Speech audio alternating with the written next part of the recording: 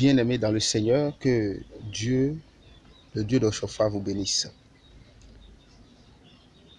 Mes frères et sœurs, il est très bien, c'est très agréable d'être chrétien céleste. Et c'est très réconfortant. Cette église est une très belle église, une église magnifique en tout point de vue. Et sa doctrine est ancrée dans la Bible, c'est basé sur la Bible. Il n'y a rien qu'on fait dans cette église qui n'est pas dans la Bible. Donc c'est une église venue des cieux, c'est une église très magnifique, très parfaite, et c'est tout. Alors, je voudrais attirer votre attention sur certaines choses. Premièrement, dans cette semaine, il est question d'un sujet très particulier, et un sujet qui fait le nœud des problèmes des enfants de l'église du christianisme céleste. Il s'agit du thème de cette semaine. On dit, veux-tu suivre Jésus-Christ? Si oui, il faut naître de nouveau.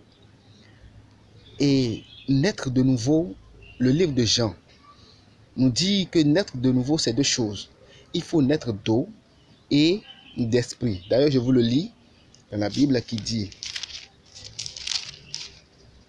Jésus lui répondit, en vérité, je te le dis, si un homme ne naît de nouveau, il ne peut avoir le royaume de Dieu. Et le verset 5 dit, Jésus répondit, en vérité, je te le dis, si un homme ne naît d'eau et d'esprit, il ne peut entrer dans le royaume de Dieu. Voilà. Si un homme ne naît d'eau et d'esprit, il ne peut rentrer dans le royaume de Dieu. Le royaume de Dieu, souvenez-vous que Jésus-Christ a dit, le royaume de Dieu est proche et le royaume de Dieu est déjà au milieu de vous. Je vous le dis, en vérité, je vous le dis, le royaume de Dieu vient, mais il est déjà au milieu de vous. Il veut parler de lui-même, qu'il est déjà au milieu de vous. Il dit, je suis le chemin, la vérité et la vie. La vie est déjà au milieu de nous. Si tu veux avoir la vie, c'est le royaume des cieux. Si tu veux avoir la vie, il faut naître d'eau et d'esprit. Naître d'eau et d'esprit, c'est ce qui nous fatigue dans cette église. C'est ce qui nous malmène.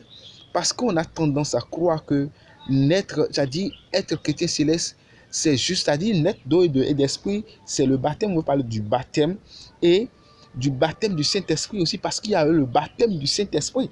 Lorsque Jean a dit, moi je vous baptise d'eau, mais celui qui vient vous baptisera du Saint-Esprit, du feu du Saint-Esprit. Alors, les gens, ils oublient facilement le côté du Saint-Esprit, du feu du Saint-Esprit, et ils s'accrochent simplement au baptême d'eau. Le baptême d'eau, c'est le baptême par immersion que nous faisons, et tu sors et tu portes après le baptême ta soutane. On te donne la soutane que tu portes, il y a toutes les règles qui suivent pour porter ça là, machin. Mais c'est après le baptême que tu portes ta soutane. Et ce n'est pas parce que tu as accepté Dieu, oui, j'accepte Dieu, je reconnais que Jésus-Christ est le meilleur, je reconnais que Jésus-Christ est le roi des rois, c'est lui qui sauve, c'est lui qui fait ci, c'est lui qui fait ça. Je reconnais. Donc j'accepte faire le baptême. J'ai fait le baptême, paf, je m'en vais m'asseoir à la maison. Je suis devenu chrétien de dimanche. Je ne viens plus au culte, je n'ai pas de permanence. Je ne cherche pas à prier. J'oublie tout et je revers mon ancien homme que je suis. Et tu dis que tu es chrétien céleste, que tu es épargné de tout, que Jésus-Christ est mort sur la croix pour toi. Rien. Zéro. Tu vas mourir pour rien. Le sorcier va te déchirer. Le sorcier aura raison de toi. Le mal aura raison de toi. Tous les malheurs vont s'abattre sur toi. Réveillez-vous. Chrétiens célestes, réveillons-nous. Réveillons-nous parce que nous savons faire le baptême d'eau. Mais il reste le plus important. Le plus important qui est le baptême et de l'esprit, sur quoi je vais encore revenir dans d'autres vidéos pour vous expliquer, parce que ça a rapport avec les hiérarchies de l'église, ça a rapport avec les onction.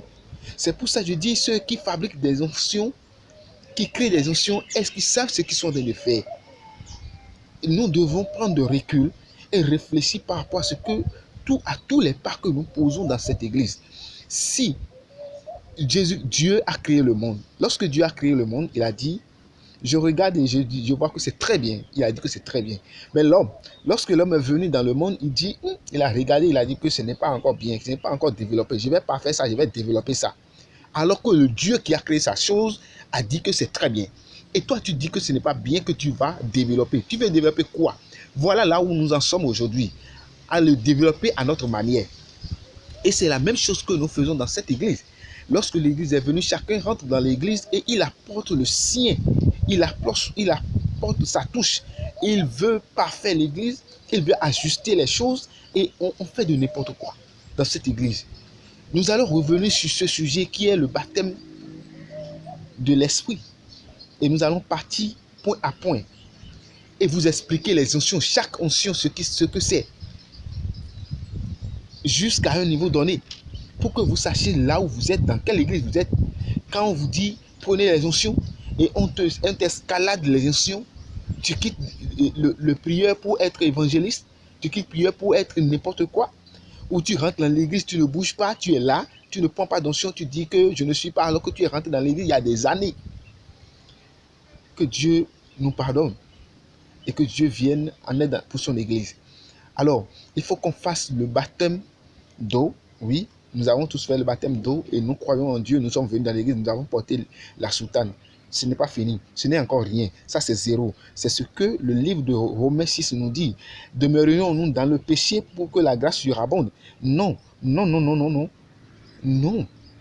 Si tu le fais, tu vas te perdre. Si tu le fais, tu vas te perdre. Que les chrétiens célestes réfléchissent. Que tout chacun de nous réfléchissons. Et qu'on pense à ce que nous sommes en train de faire dans cette église pour ne pas ramasser la malédiction. Parce que lorsque tu entres dans cette église, c'est deux choses. Soit tu es venu chercher la bénédiction, soit tu es venu chercher la malédiction. C'est l'un ou l'autre. Les deux ne sont pas ensemble. C'est l'un ou l'autre. Que Dieu vous bénisse. Amen. À la prochaine. Alléluia.